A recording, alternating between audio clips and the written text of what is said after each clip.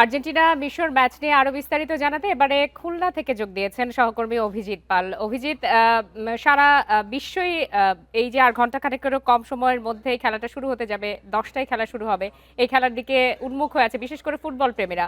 খুলনায় কি অবস্থা দেখতে পাচ্ছেন? সেখানে কিভাবে দর্শকরা একসাথে খেলা দেখছেন বা তাদের কোনো বাড়তি আয়োজন রয়েছে কিনা?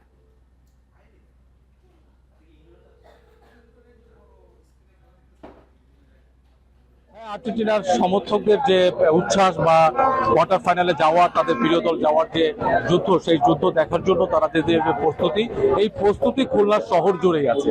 খুলনার অলি গলি থেকে শুরু করে সব জায়গাতেই বড় পর্দায় খেলা দেখার আয়োজন, খেলাকে উপলক্ষে পিকনিক সহ নানা আয়োজন চলছে। আমরা নগরীর শিববাড়ি মোড়ে আছি। এখানে খুলনা সিটি কর্পোরেশনের প্রশাসক, কেসিসির প্রশাসক নজরুল ইসলাম মঞ্জুর পক্ষ থেকে আসলে খেলা দেখার আয়োজন করা হয় এবং এখানে প্রত্যেকটি আর্জেন্টিনা এবং ব্রাজিল সহ প্রত্যেকটি দলের খেলা দেখার যে সময় দেখা যায় যে দর্শকদের একটা ব্যাপক ভিড় এখানে লক্ষ্য করা যায়। আপনি দেখছেন যে খেলা শুরু হতে এখনো অনেক সময় বাকি, তার মধ্যেই শিববাড়ি মোড়ে এখন তাদের দর্শকরা পৌঁছে গেছেন এবং তাদের যে প্রিয় দলের যে জার্সি, সেই জার্সি পরেই তারা বেরিয়েছেন এবং তারা এখন থেকেই তারা এখানে অবস্থান করবেন এবং সময় যত বাড়বে তত এই শিববাড়ির মোড় পুরো অংশটাই আসলে লোকারণ্য হয়ে যাবে এবং এই খেলা শেষ না হওয়া পর্যন্ত দর্শকরা এখানে অবস্থান করবেন এবং এই বিশ্বকাপের শুরু থেকেই মূলত আসলে এই আয়োজন চলছে।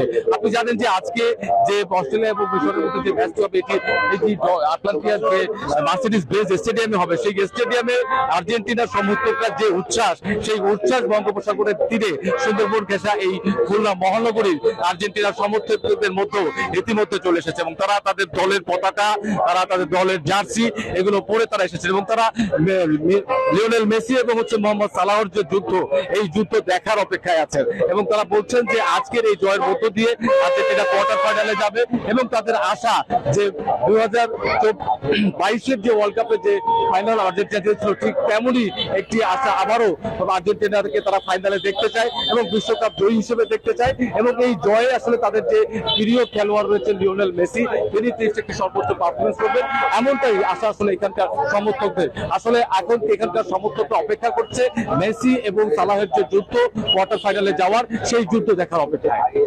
অভিজিৎ পাল, আপনাকে অনেক ধন্যবাদ।